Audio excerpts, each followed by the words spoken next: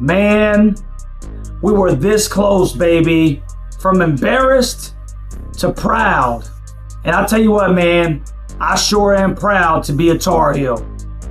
You don't want none! You don't want none! What's going on, Tar Heel Nation? It is your favorite North Carolinian, Russ the Tar Heel. And in this huddle, baby, we're going to talk about the 92-89 loss that the North Carolina Tar Heels suffered at the hands of the #1 Kansas Jayhawks in front of 15,300 Rock Chalk Jayhawk fans at Allen Fieldhouse. And there's a lot that we could take away from this basketball game, man. So initially, to be honest with you, man, RJ scored the first 5 points for Carolina. I was really hopeful that this would be a game where he kind of, got out of maybe the shooting slump that he was in during the Elon game, even though he kind of turned up at the end of that game. But he never was really able to get out of it, man. I don't know what's really going on with his stroke right now, but RJ finished 3 for 15 from the field, 1 for 7 from 3. He still was 9 for 11 from the free throw line and finished with 16 points. But, I mean, he shot 20% from the field. So that's obviously not very good. Not very good at all. And he played 37 minutes of basketball. And, I think that, RJ's inability to find his stroke in this game ended up proving to be kind of detrimental for Carolina. Now, Carolina, the good news, was able to find it on other ends of the floor. Seth Trimble finished 4 for 10, 1 for 3 from 3, and he was 10 for 10 from the free throw line and made a bunch of really good plays, man. Finished as the leading scorer for Carolina in this game with 19 points. And then Elliot Cadeau had 12 points, 7 assists, and, he just couldn't hit that three ball over Hunter Dickinson as time expired. Another interesting component to this game was the fact that Jalen Withers went 3 for 5 from 3. He finished with 11 points. Once again, the leading rebounder for the North Carolina Tar Heels with 9. So right now he's averaging 9.5 boards per game. The leading rebounder for North Carolina. So that's interesting. And one of the guys that we need more from, man, Jalen Washington finished with 7 points and 9 boards himself, man. And we really needed him to be effective on the offensive side of the floor, especially against Hunter Dickinson. And he just really wasn't able to put much together despite going 3 for 5 from the field goal for shooting. So we're going to need more from Jay Wash, because we have to have somebody that can be back to the basket or hit the jumpers down there. Now, Van Allen Lubin may be that guy. He only played 14 minutes and fouled out, but he did finish with 10 points, and he was 4 for 4 from the field with 3 rebounds. And there are times where he looks like he may be our best back-to-the-basket player, interestingly enough. But obviously, he's got to stay in the basketball game to do that. But I was really proud of this team because at the end of the second half, probably about 7-8 minutes left in the first half, Carolina was down by as much as 20. Kansas led by as much as 20. Carolina cut it to 15 before the half on the Brown putback as time expired. And the boys came out and battled, man. They battled. They really did. Now, it perplexes me why Kansas did not go down low to Hunter Dickinson more in this game. And they settled for a lot of jumpers. But Carolina, to their credit, they capitalized on Kansas not doing what many of us thought that they should do. And if a team is not going to take advantage of maybe a strength that they have to your weakness, well, then you have to capitalize on the other end of the floor. And Carolina at one point took a 4-point lead. And there were opportunities in this basketball game for Carolina to have come out of Allen Fieldhouse with a W. So one, I am really proud of this team for the fight. 2, they fought without their All-American guard being able to find it. So it ain't like it was just RJ carrying this team Carolina had to go to other guys, and other guys came through, a la Jay Witt hit a couple of big threes in a stretch in the game, and then Seth Trimble, obviously with 19, had a couple of acrobatic plays himself. Another guy that played really well in limited minutes, offensively at least, Ian Jackson. Captain Jack finished with 10, bro. 4 for 5 from the field, 2 for 2 from 3.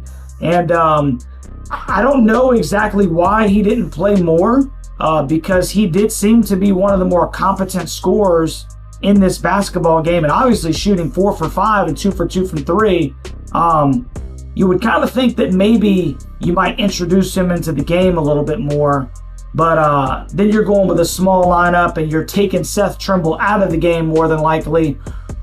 Or maybe you could have taken your All-American out just because, you know, he wasn't finding it tonight. But obviously it's really hard to remove RJ from the game. Now, team stats as a whole, at one point Kansas was shooting 67% from the field.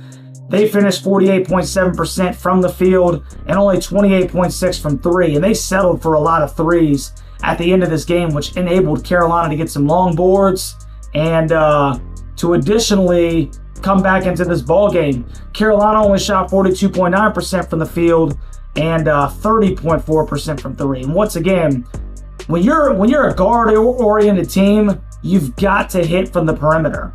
And Carolina's got to do a better job than 30%, man. Carolina has got to do a better job from 30%. A bright spot, 2 bright spots.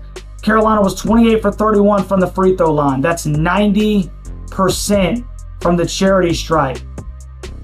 They shot 14 more free throws than Kansas did. Kansas was only 12 for 17. So it's good to see North Carolina get to the stripe and also knock down, you know, the free ones at a high percentage. And surprisingly enough, Carolina out-rebounded the Kansas Jayhawks 40-39. That is pretty daggum crazy to me, if I might say so myself. So Carolina had their opportunities, man, and we talked about it in the live stream. I'm not one, just like the next person, bro, for moral victories, okay? But I said in the preview that I believe that this would be a close basketball game. It ended up being a close basketball game. I said that I believe Kansas would win.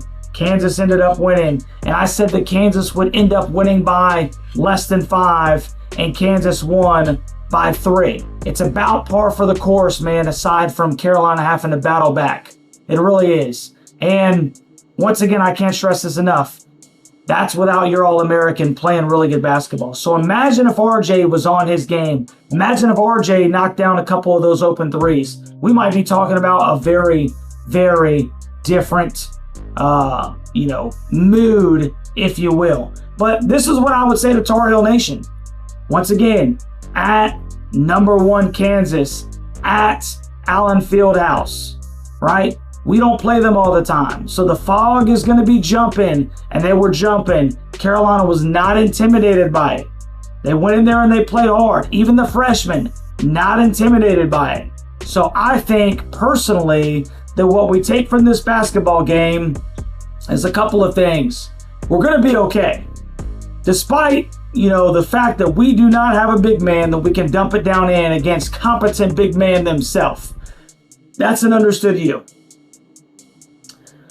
I think one of the good takes that you can take from this is that RJ Davis does not have to just be an All-American in order for Carolina to have its opportunities to beat the #1 team in the country. You got to put these things into perspective, man. I mean, that's saying something. We can find ways. And there are obviously a ton of things that you would go back and you would say, well, maybe if we would have done this, maybe if we would have went to a full court press, maybe we would have done all these things. In retrospect, it could be a different ball game as well. Hey, look, man, losing by 3 to Kansas, dude, with some of the youth that we have on this team and people trying to figure out what their spot is, where they're at, how to play with RJ Davis, things of that nature, man, you're going to grow a lot from this team. And I think that we should be proud of the fight. That's what we wanted to see, man. We wanted to see them battle. We wanted to see them fight. And if you would have told me that Carolina would lose by 3 and have their opportunities to win, I would take that over what a lot of people were thinking, that this was going to be a blowout. So a lot of positives that I think you could take from this. That's what I want to leave on, man. That's what I want to leave on. Losing sucks, okay? I'm never going to justify it. I'm never going to say that it's okay. I'm never going to say, whoopee, we lost by 3. That's not what I'm saying. But at the same time, it's done. Spilled milk. Let's clean it up. Let's think and move forward, bro. Let's think and move forward. Let's get better. And let's focus on the next game. We got a week. And then Carolina takes on American. Another opportunity to get some guys some burn, get better, perfect our craft, and, build on what we're trying to be by March. So I'm excited, at least with the fight. If I could give this game right here, it wasn't pretty. It wasn't even organized. But I tell you what them boys did, man. They did not get bullied, okay? They fought back. They fought hard, and they were this close to whooping their ass. And you know what? I can respect that. I can respect a man who stands on his feet and trades with a bully that trades with, 15,000 guys like, the 300. I can respect that, bro. I can respect it. So that's what I'm going to leave on, man. Carolina loses 92-89. You got to give congratulations to Rock Chalk, for the atmosphere. I'm apologizing about how my camera is going all over the place right now. So we are going to get out of here before this thing gets absolutely crazy. So anyway, appreciate everybody that hung out with your boy on the live stream.